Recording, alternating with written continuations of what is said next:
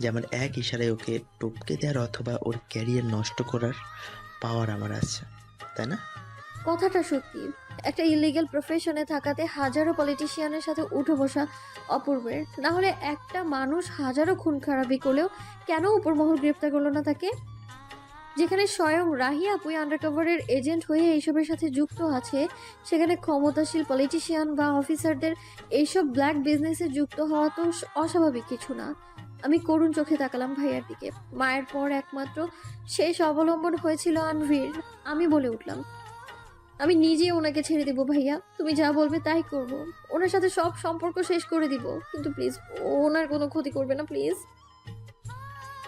এইভাবে বলো নাহি, আমার সামনে ওর জন্য এত দরদ, বুকটা ফেটে যাচ্ছে তো। আমি নিঃশব্দে বসে রইলাম, গলা ছেড়ে কাঁদতে ইচ্ছে করছে।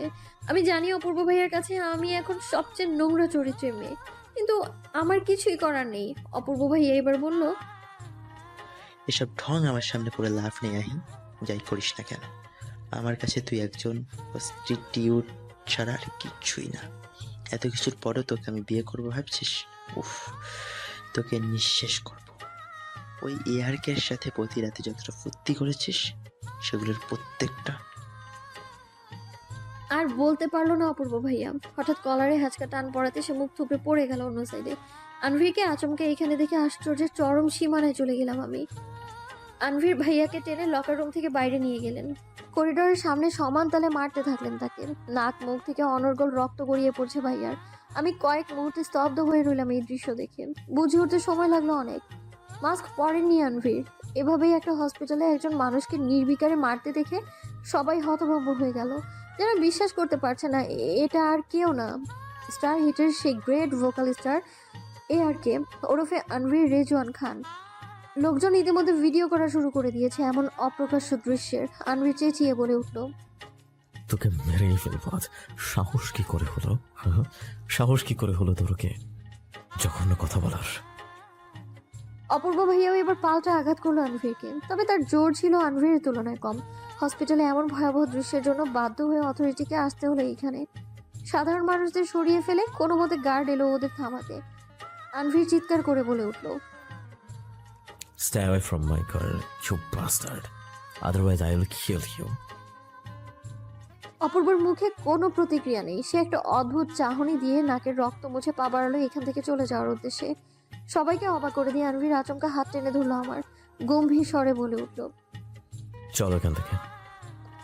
বলে এখান থেকে অনেকটা টেনে হিঁচড়েই আমায় নিয়ে গেলেন উনি। গাড়িটা দ্রুত গতিতে চলছে। এতক্ষণ হসপিটালে নাহিদ ভাইয়া থাকলেও এখন মহাশয় কোথাও উধাও হয়েছেন তা আমার অজানা। এখনো আতঙ্কে কাঁপছি আমি। মনে পড়ছিল অপূর্ব ভাইয়ার বলা সেই নোংরা কথাগুলো। কাল সকালেই হয়তো আনভীরের সব কীর্তিকলাপগুলো নেট দুনিয়ায় ছড়িয়ে পড়বে, হয়তো প্রকাশ পেয়ে যাবে আমাদের সুপ্ত সম্পর্কটি। আমি আচমকাই বলে উঠলাম, একদিন বাকি, সবাই আমাকে প্রস্টিটিউট বলবে আনভীর, তাই না? আজে বাজে বলে স্টপ করো। ভুল কিছু বললাম? ভাইয়া তো ঠিকই বলেছিল। আমি আসলেই জঘন্য মেয়ে। নাহলে কিভাবে ফাঁসালাম আপনার মতো একজন মানুষকে? আপনার সামনাসামনি দাঁড়ানোর মতো ছিটে ফোটার যোগ্যতা নেই আমার। আমি সবার কাছে জাস্ট একটা পেইন আনভীর। আমি হুট করে গাড়ি রাস্তার এক করে চাপলেন আনভীর। সময় ব্যয় না করে হুট করে সিট বেল্ট খুলে নিজের সাথে মিশিয়ে ফেলেন আমায়। আমি হতভম্ব হয়ে গিয়েছিলাম ওনার এমন কাজে। আনভীর অস্থির হয়ে বলে ফেললেন, I love you, Ahi. I love you very much. যতবার বলবে এখন থেকে ততবারই বলবো। হাজারবার বলতে বলে হাজারবার বলবো, তবু এসব বলবো না আহি। অস্থির লাগছে আনভীরকে। ওনার অনর্গল বলতে থাকা কথাগুলো যেন ভাসিয়ে নিয়ে যাচ্ছিল অন্য এক জগতে। ব্রেকিং নিউজ, গতকাল আলফা স্কয়ার হসপিটালের স্টার হিটের one of the most popular idol ইয়ারকে নির্মমভাবে আঘাত করেছেন চট্টগ্রামের মশহুর বিজনেসম্যান অপূর্ব হাসানকে। কথা উঠেছে যে ইয়ারকের অপ্রকাশিত প্রেমিকার সাথে কোনো যোগসূত্র আছে তার। হসপিটালের ফুটেজে ভেসে ওঠা এমন দৃশ্য ভাবিয়ে তুলেছে ইয়ারকের ফ্যান্ডমকে। বাকি আপডেট পরবর্তীতে নিয়ে হাজির হব। National TV, Dhaka. সকাল 10টার নিউজে বড় স্ক্রিনে এমন খবর দেখে চমকে উঠলাম আমি। হাতে থাকা কফি মগটা আপনা আপনি রেখে দিলাম সোফার সামনে রাখা টি টেবিলে।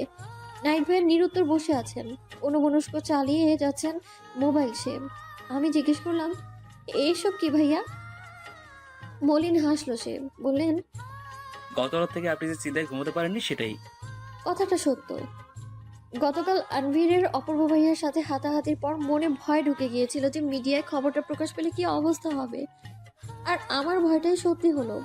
বর্তমানে সোশ্যাল মিডিয়াতে ভাইরাল খবর হয়ে গিয়েছে এআরকের গোপন প্রেমিকার খবর। সৌভাগ্যবশত মিডিয়া এখনো জানতে পারেনি এআরকের অপ্রকাশিত প্রেমিকাকে। সেই সাথে এটাও জানতে পারেনি যাকে তারা অপ্রকাশিত প্রেমিকা ভাবছে সে আসলে এআরকের ওয়াইফ। গতকাল হসপিটালের ধস্তাধস্তির বিষয়টা সবাই খেয়াল করলেও কারো নজরে এটা পড়েনি যে এর সঙ্গে জড়িত ছিলাম আমিও। এআরকে যে stay away from my girl বলে চিৎকার করে উঠেছিলেন, কিন্তু কেউ বিন্দুমাত্র আঁচ করতে পারেনি যে সেই মেয়েটা আমি। একদিকে দিয়ে এটা গুড লাক হলেও পরন্তু ভাবলাম এই সব কিছুর পেছনে আমিই দায়ী। এআরকের চিফ সেক্রেটারি হওয়া সত্ত্বে নাহিদ ভাইয়ের মোবাইলে আসছে একের পর এক নিউজ চ্যানেলের কল। নাহিদ ভাইয়ের পরনে গ্লাসটা একটু ঠিকঠাকভাবে পরে তপ্ত শ্বাস ছাড়লেন, মোবাইলের পাওয়ার বাটন অফ করে বললেন, আজ এরা শান্তিতে থাকতে দেবে না। আমি পাশ থেকে ল্যাপটপ নিয়ে অন করলাম। এবার উদ্দেশ্য একটু হসপিটালের ওয়েবসাইট চেক করে দেখা যে আজ কোনো ডিউটি আছে কিনা। কিন্তু পোর্টালে একের পর এক সেই ট্রেন্ডিং নিউজ দিয়ে দেখে মাথা চাড়া দিয়ে উঠলো যেন। যেই সাইটে যাই সেই সাইটে এআরকে, আর হেডলাইনগুলো এমন ছিল যে সেই রাগ আরও চড়ে উঠলো মস্তিষ্কে। টিআরপি বাড়ানোর জন্য মানুষ যে ঠিক কী কী করতে পারে আজ সে স্পষ্ট টের পেলাম। আমি দীর্ঘশ্বাস ফেলে ল্যাপটপ শাট ডাউন করলাম। নাহিদ ভাইয়া বললেন, আজ হসপিটালে যাওয়ার প্রয়োজন নেই আপনার। আবার আপনার ওই অপূর্ব ভাই এসে বলে আনবির ভাই হয়তো মেরেই ফেলবেন অপূর্বকে। কথাটা নেহাত মিথ্যা না, কিন্তু অপূর্ব নামটা কর্ণকুহরে বেজে উঠতে গতকাল তার বলা কয়েকটা কথা মনে পড়লো। ব্যাপারটা আমি শুরু থেকে খেয়াল করেছি। যখন আনভীর জোরপূর্বক তুলে নিয়ে এসেছিলেন আমায়, কিছু একটা লুকাচ্ছেন আনভীর। প্রথমে উনি চেয়েছিলেন রাহিয়াপুর খোঁজ পেতে, যার জন্য আমায় ব্যবহার করেছিলেন। কিন্তু এখন ব্যাপারটা অন্য। উনি আমার পাস্ট লাইফ সম্পর্কে মোটামুটি সবটাই জানেন, যা আমার নিকটাত্মীয় ছাড়া কারো জানার কথা নয়। হ্যাঁ, আমার বাবা মায়ের লাভ ম্যারেজ ছিল বলে আনভীরের বাবার সাথে একটা ভালো সম্পর্ক ছিল আমার বাবা মায়ের। কিন্তু মায়ের মৃত্যুর পর বাবার আচরণে ক্ষুব্ধ হয়ে আনভীরের বাবা অনেক আগেই আমাদের সাথে যোগাযোগ বন্ধ করে দেন। এর মানে কি এই দাঁড়ায় যে আনভীর আমার পাস্ট কোনো না কোনোভাবে জড়িত? নাহিদ ভাইয়া উঠেই যাচ্ছিল, তখনই আমি নাহিদ ভাইয়াকে বললাম, কিছু কথা আছে আপনার সাথে। আমার কথার ধরনে তার গুরুত্ব আন্দাজ করতে পেরেছেন হয়তো নাহিদ ভাইয়া, তাই সবিনয়ে বললেন, কি কথা? আচ্ছা, আপনি তো বলেছিলেন যে রাহি আপু আনভীরকে ব্ল্যাকমেইল করছে ওনার মেন্টালি কন্ডিশনের জন্য। Mentally sickness. শুধরে দিলেন নাহিদ ভাইয়া। ওনার কথায় আমি একটা বিশেষ ক্লু পেয়ে গেলাম। হঠাৎ একটা দিক স্পষ্ট হয়ে আসতেই বাঁকা হাসি দেই আমি, বলে উঠলাম, আমি ঠিকই বলেছি নাহিদ ভাইয়া, গুগলে সার্চ দিন। Paranoid personality disorder, mental condition নাকি মেন্টাল সিকনেস। অপ্রস্তুত হয়ে পড়লেন নাহিদ ভাইয়া, বললেন, তো এখন এই কথা বলছেন যে? ওনার রিপোর্ট গত রাতে আবার দেখেছি আমি, ওই রুমে গিয়ে, যেটা আপনি দেখতে দেননি। আর যা দেখলাম ওনার এই প্রবলেমটা খুব একটা বড় পর্যায়ে যায়নি। যদি যেত তাহলে অহেতুক সন্দেহ করতাম, আমায় অদ্ভুত আচরণ করতো। এত মাসের এক অংশ আমি দেখিনি। তাহলে রাহি আপু কেন ব্ল্যাকমেইল করবে আনভীরকে? এর মানে কি এই যে আপনারা আমার সামনে যে যুক্তি স্থাপন করছেন সেটা একটা বাহানা? আপনাদের সাথে অন্য কোনো সম্পর্ক আছে রাহি আপুর সাথে? নাহিদ হক চকিয়ে গেল এতে, তবু স্থির রাখার চেষ্টা করলো নিজেকে। আনভীর যে আহির নামের প্রপার্টি আর আহিকে ওর চাচার ষড়যন্ত্র থেকে বাঁচাতে চাচ্ছে সেটা আহির জানার কথা নয়। নিঃশ্বাস ফেললো সে, বলল, সেটা আনবির ভাইকেই না হয় জিজ্ঞেস করুন। কেন, আপনি জানেন না? না, জানি না আমি। আমি জানি মিথ্যে বলছেন নাহিদ ভাইয়া, অবিশ্বাসের সুরে বললাম। এমন কোনো খবর নেই যেটা আনভীর আপনাকে না জানিয়ে করে। তাহলে আপনি ভাবলেন কিভাবে যে আপনার এই কথা আমি বিশ্বাস করবো মিস্টার নাহিদ রেজওয়ান? নাহিদ ভাইয়া তাকিয়ে আছে মেঝের দিকে, যেন পণ করেছে বোমা ফাটালেও বলবে না সত্য কথাটা। অবশ্য আমি আগেই বুঝেছিলাম যে এমন কিছু একটা হবে। নাহিদ ভাই এবার বলে উঠল, আমি আগেই বলেছি, ভাবি যে আমার কোনো কিছু বলার সুযোগ নেই। আমার কাজ আপনার টেক কেয়ার করা, অ্যান্ড ছায়ার মতো আপনার পাশে থেকে আপনার প্রতিটা খবর এয়ারকের কাছে দেয়া। আর রইল রাহির কথা, আমি শুধু এতটুকুই বলবো, যাকে আপনি সবচেয়ে বেশি বিশ্বাস করেছেন সেই বড় বোনে আপনার পিছে পিছে ছুরি মেরেছে। আমি আল্লাহর কাছে দোয়া করবো যে আপনার মতো এমন বাবা বোন আল্লাহ যেন কাউকে না দেয়, যারা টাকার জন্য রক্তের সম্পর্ককে বিনাশ করতে পারে। কথাগুলো এক নাগারে বলে চলে গেল নাহিদ ভাইয়া। আমি চুপচাপ বসেছিলাম সেভাবেই, কেমন যেন গোলক ধাঁধায় আটকে গিয়েছি। আমার অতীত নিয়ে ঘাটার ইচ্ছে নেই সত্যি, না ইচ্ছে ছিল সেগুলোর কথা মনে করার।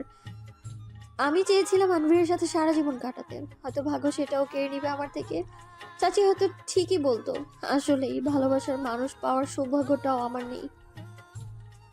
যেই আমার সাথে জড়ায় তারই জীবন ধ্বংস, যেমনটা আনভীরের হচ্ছে।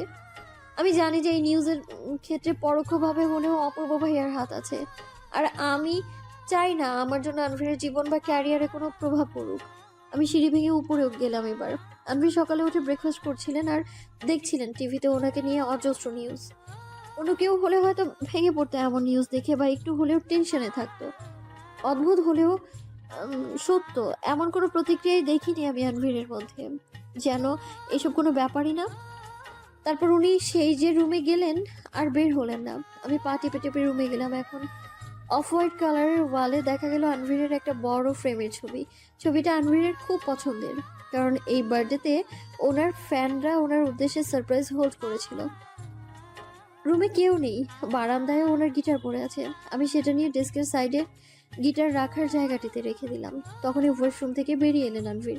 একটা কালো ট্রাউজার পরেছেন উনি, এক হাত দিয়ে চুল মুছতে ব্যস্ত। ফর্সা লোমহীন বুকের বিন্দু বিন্দু পানি দেখে অস্বস্তি হলো আমার। কিছুক্ষণ সেই দিকে তাকানোর পর নজর ফিরিয়ে নিতেই বাইরে পা বাড়াচ্ছিলাম, আমার হাত টেনে নিজের কাছে টানলেন আনভীর।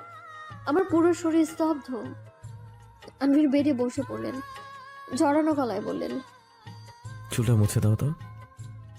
নির্বিকার কণ্ঠে আনভীরের কথাটির আড়ষ্ট সুরে প্রকাশ পেয়েছে এক অন্যরকম স্নিগ্ধতা।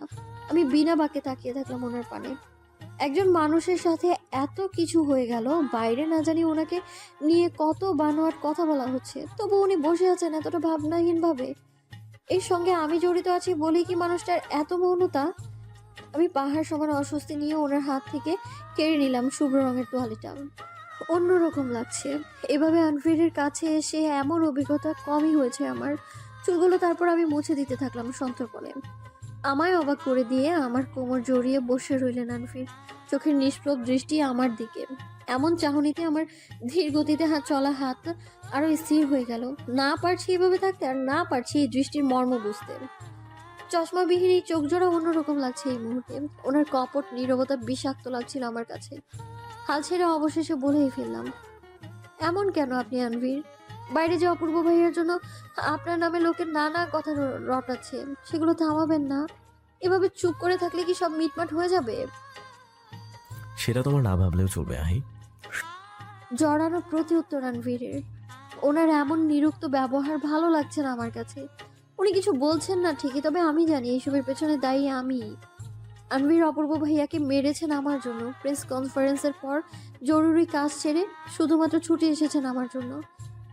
আর তথাকথিত মিডিয়ার কাছে আমি যাতে এআরকে প্রস্টিটিউট হিসেবে পরিচিত না পাই, সেজন্যই উনি সেটা চেপে গিয়েছেন শুধুমাত্র আমার জন্য। অপূর্ব ভাইয়া হয়তো এই দিক দিয়ে ঠিকই বলেছেন, আমার সেলফিশ বলে।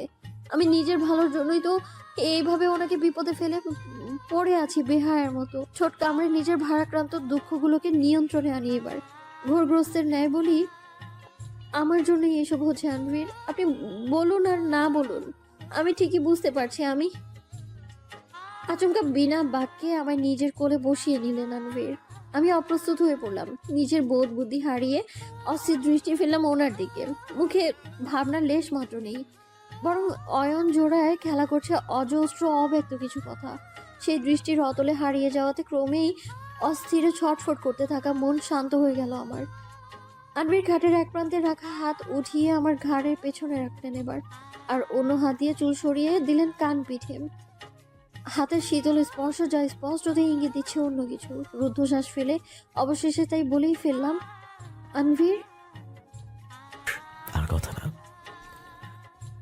উনি কথা কাটলেন। ওনার মতিগতি সবই যাচ্ছে আমার মাথার উপর দিয়ে।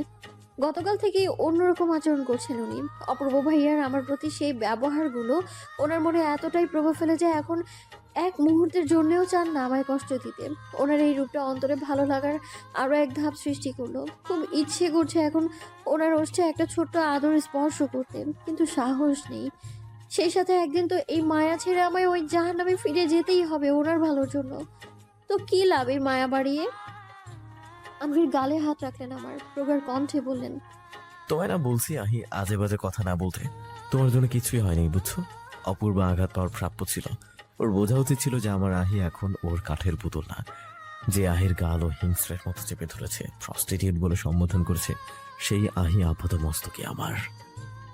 এক দফা স্থির রইলাম আমি। এমন কথা কি প্রত্যুত্তর দেওয়া উচিত আমার জানা নেই।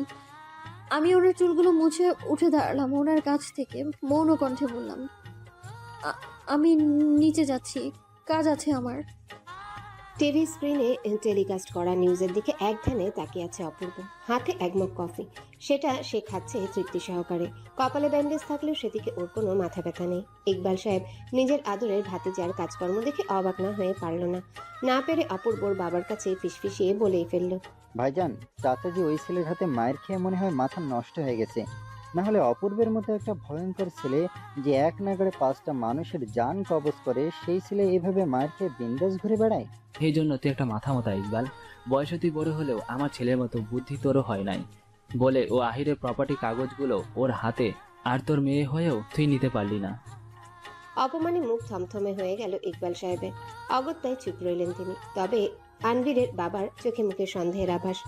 গালের দাড়িতে হাত বুলিয়ে উনি বললেন, আমার আগেই মনে হয়েছিল যে অপূর্ব বেটাটা জানে আহিরের কথা, যে ও কোথায় আছে, নইলে ও এভাবে স্থির থাকতো। আর আমি ভাবতেও পারিনি যে আহির নিখোঁজ হওয়ার পেছনে তোর ওর পুরো বন্ধু ইমতিয়াজের ছেলেও জড়িত আছে। আনভীরের বাবার এই প্রসঙ্গে দুশ্চিন্তার রেশ দেখা দিল ইকবাল সাহেবের চোখে মুখে। কোনো একটা কারণে ইমতিয়াজ খানের নাম শুনলেই উনি ভীত সন্ত্রস্ত হয়ে পড়েন। কেননা ইমতিয়াজ খানের এই ছোট ছেলেটার সাথে একটা সুপ্ত অতীত লুকিয়ে আছে আহির, যেটা অপূর্ব আর অপূর্বের বাবা দুজনেরই অজানা।